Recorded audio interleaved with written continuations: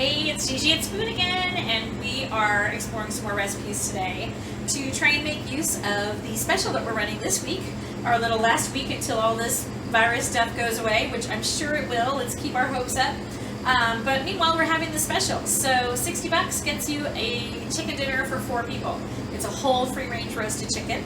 It also includes a large side of the linguine with our roasted garlic, tomatoes, and fresh Parmesan, our organic arugula salad with some feta cheese, sunflower seeds, and my own homemade tahini goddess dressing. Also some buttery mashed potatoes and a big side of our roasted vegetables. So rather than just having you take it home, everybody sits around, eats it, throws away the chicken bones, and is done with all the sides, I am teaching you this week how to get 6 meals out of this one meal for 4. Get 6 meals that each serve 4 people plus, so it's even more than 4 people. Leftovers, if you're just a couple or a single person, don't forget, getting this thing is great because you don't have to do any grocery shopping. You've got like a few things in your pantry or your freezer that you can use to add to these things and take my recipes and make yourself some goodies that are going to last you another week or 2. So right now I've got a pan heating. I've got one of these great little French Dutch oven pans on the stove. It's heating up. I want to get a little bit of oil in it.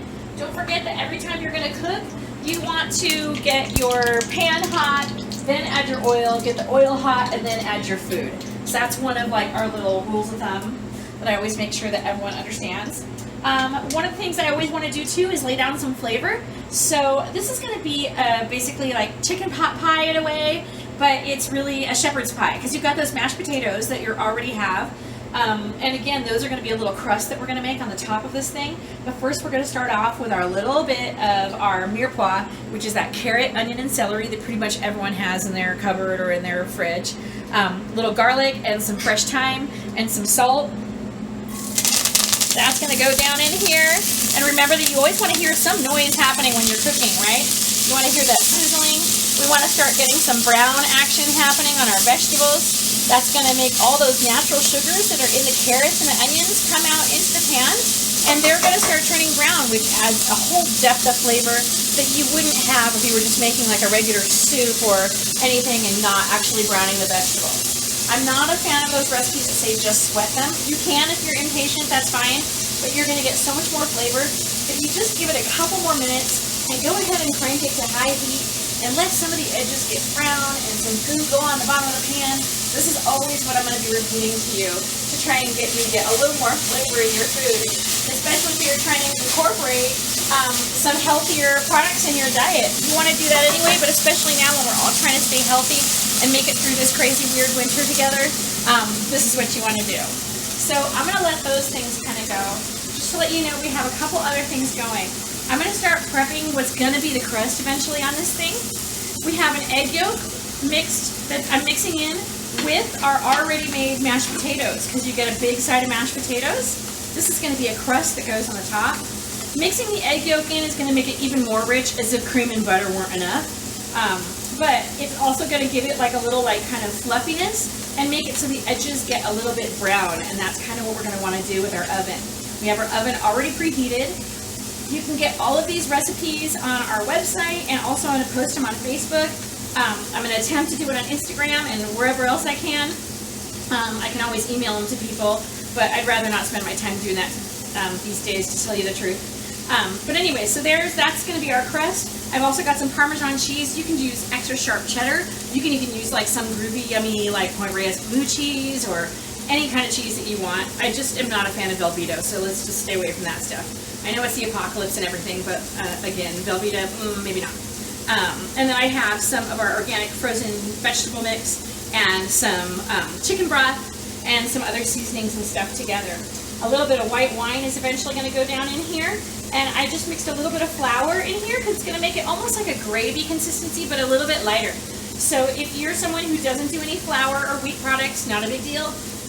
In this wine or even in our chicken stock, we can go ahead and add a little bit of cornstarch, a couple tablespoons of cornstarch, or arrowroot or something like that. You don't have to make it thick at all, but you really do want these mashed potatoes eventually to be able to kind of float on top of this whole mixture and become a crust on the top, just like a really good shepherd's pie. Okay, so while these are browning, I'm also going to be heating up a pan to make another little dish out of all of our side dishes that you're getting with our chicken dinner. I'm just going to give these a little stir. You might be able to see a little bit of color happening on these vegetables. And that's exactly what we're looking for, but I want them to cook down just a little bit more.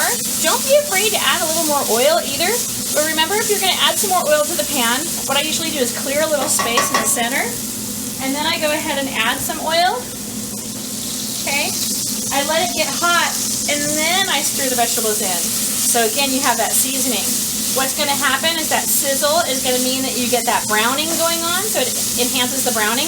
But then the oil also lubricates the vegetables against getting completely burnt in the bottom of the pan. So let's leave those alone.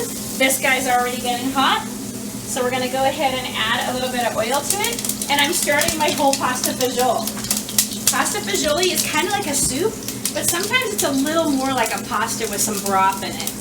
So you can make it as thick or as thin as you want it to. Some people like it straight up super thin, almost like a minestrone. So now fagioli means the beans, so the fagioli and the pasta together, pasta and beans. But we're again going to start off by adding some aromatic vegetables to the pan. Little salt, little onions, little carrot. I got a little garlic down in there. And that salt I'm using is kosher salt. You can use sea salt. If you're using a fine salt, just remember to be careful not to put as much. The coarse salt you can be a little more liberal with. And that's why the measurements are a little heavier than you would find with like a fine salt that you normally use, like a table salt. Okay, so that's going to get brown as well, but it doesn't have to get too brown. This is one of the cases where I just want a little bit of browning on the edge. Let's check our stuff for our little, oh yeah, check this out. Lisa, how does that smell? Does that smell good or what? Yeah. So now we got this browning going on in this little casserole that I have here. This little guy, I can now turn it down just a little bit because for our little chicken shepherd's pie, I'm going to go ahead and add the white wine with that little bit of flour that's in there.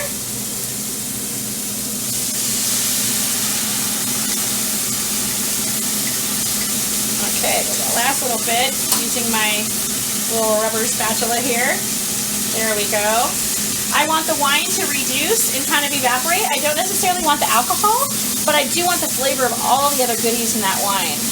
And you'll see that it's getting quite thick. I'm going to let it thicken a little bit more, and then I'm going to add all of those juices, the chicken, and those vegetables to it. It's that easy, you guys. We're like halfway done with this recipe, if you can imagine that. I'll stir this little guy over while it's happening, so you can make two things all at once. Anytime you see something where you're like, oh, there's brown bits, but it may start to burn, just go ahead and clear that space in the middle, put a little bit of oil down in the center, let that oil get hot, then you can stir it around again. I always start with high heat and then turn my heat down as I'm working. But if you start with really low heat to begin with, then you're going to miss out on all this possible caramelization. All right, look at how thick this stuff is. Now it's ready for me to go ahead and add my other vegetables and my chicken stock. It smells like Thanksgiving in here, really. And don't worry, these are just frozen vegetables. Just break them down in here. Just that mixture, or if you had some other ones that you need to use, go ahead and use those. So using these vegetables that are frozen, it is kind of like homemade, but we've just added some convenient items and things that are going to last and things that we can probably get a hold of during this whole apocalyptic time. It's come to a boil. It's already simmering down and it's already getting a little bit thick. I don't like mine too thick. So it's at this point that I would be adding some of the chicken.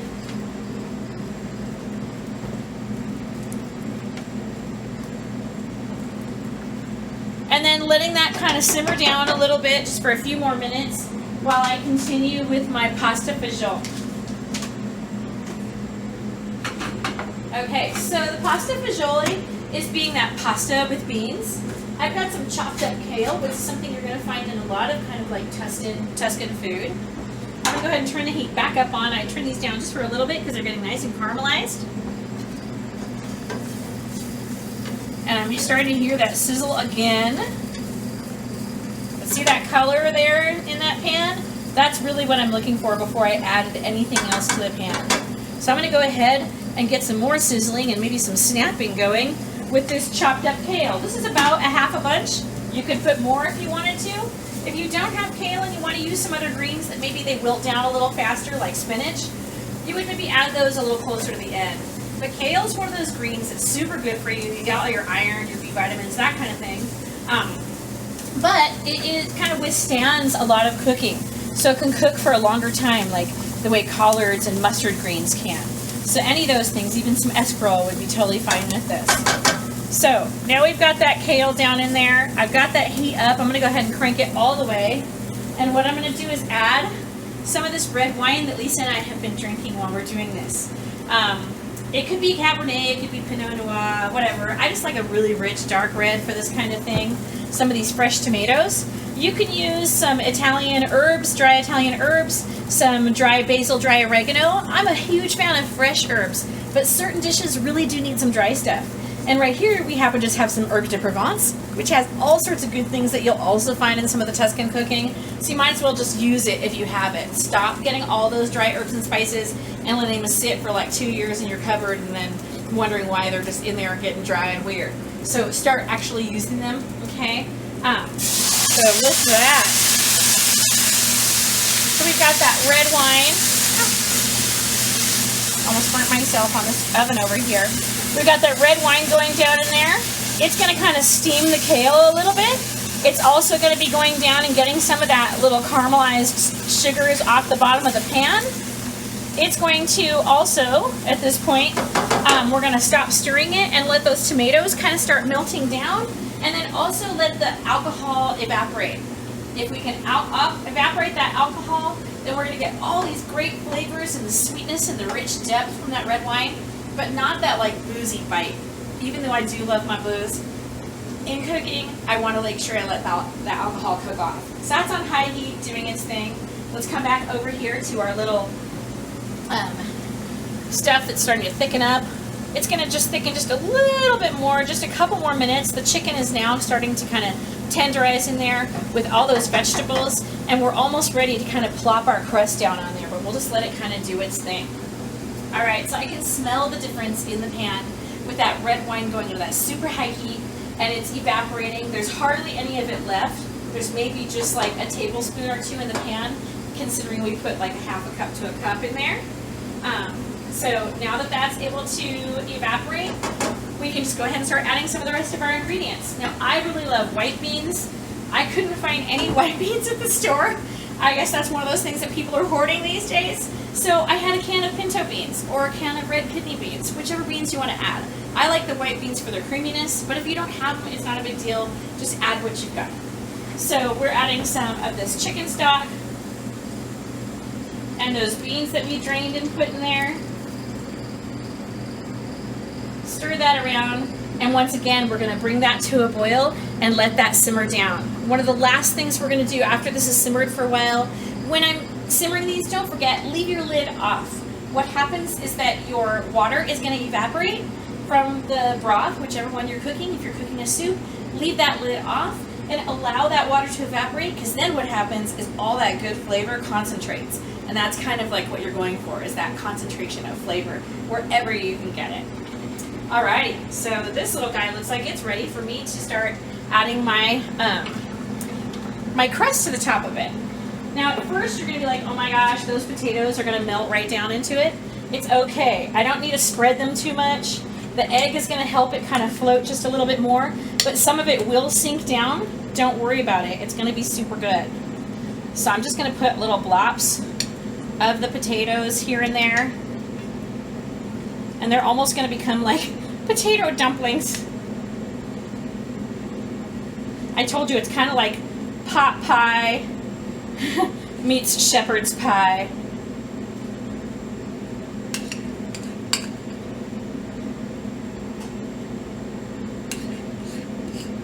I'm going to get my trusty rubber scraper to help me get all of this out of here. And then I'm going to sprinkle the Parmesan, and I'm going to pop this in the oven. And then it'll make this little kind of crusty floaties on the top after I drizzle it with a little bit more olive oil. Don't be afraid of getting your healthy fats in your diet, you guys. Okay, fine. The cream and the butter in here probably isn't the super healthy fat that everyone's talking about. And obviously I've indulged in a few more grams of healthy and otherwise.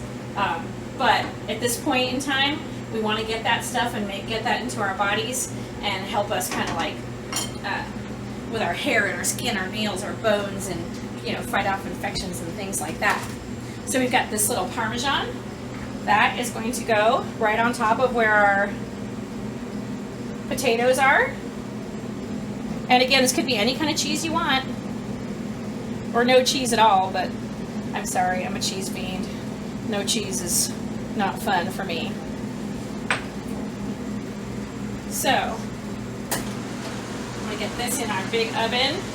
That's the cool thing about these little Dutch oven things, is you can just get them right in there. And we're just going to leave it in there until it's getting brown on the top and stuff. It's doing its thing. Now, if you wanted to get more mashed potatoes, you could. If you were like, oh my gosh, I meant to make this stuff with my chicken dinner, but I ate the mashed potatoes, I couldn't help it. No problem. Just make a quick little biscuit dough and top it with a biscuit dough. So it's kind of like a pot pie with like a biscuit top. So you're still getting the yummy topping, but you're maybe not eating like a double pastry pot pie situation.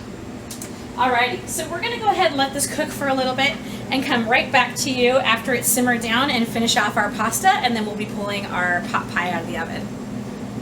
Hey, so our pasta fagioli, the broth and the tomatoes and the mirepoix and oh, the red wine, the smell in here is amazing, really. So that's all kind of cooked down and reduced a little bit. So now it's just about me taking my pasta that came with a side that you guys normally would just eat in one day, and we're going to stretch this out to make a full meal for everybody. It already has our roasted garlic tomatoes. It already has some of the like chili flakes and that kind of thing in it. I would probably put a little more olive oil, but we can get this whole little guy going here. Look at that. We're going to cook it down just to heat up the pasta and just to incorporate those roasted garlic tomatoes that were sitting up there on top of it and some of that Parmesan. You can always squeeze a little bit of lemon or even grate some lemon zest or put some preserved lemon in here, some Italian parsley, some fresh basil to finish it kind of thing. But now it's already heated up. So I'm going to go ahead and transfer this to our area where we can go ahead and start serving it. There's that. Isn't that beautiful? I got my bowl that I had the pasta in. Hey, I'm just going to serve it right up in there. I'm going to get myself, I have my tongs, and I did have another little spoon here. Oh, here we go.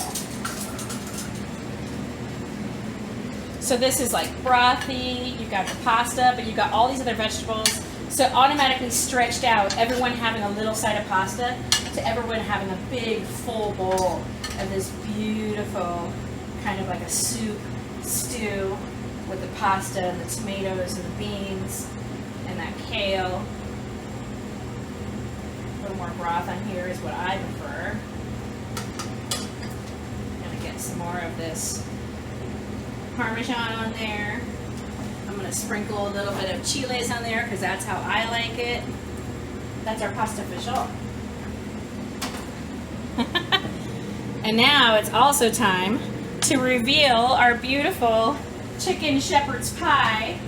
Again, you can put more meat in it, more vegetables in it. You can use a kind of pastry dough on top of it if you want to. But I love the kind of like a soup with this beautiful floating island of these gorgeous brown mashed potatoes. Some of the potatoes have gone down to kind of thicken this just a little bit, and some of them are sitting on the top as like a little crust. You can have less juice in there if you want to. You can always reduce it by like 2 or 3 cups of liquid.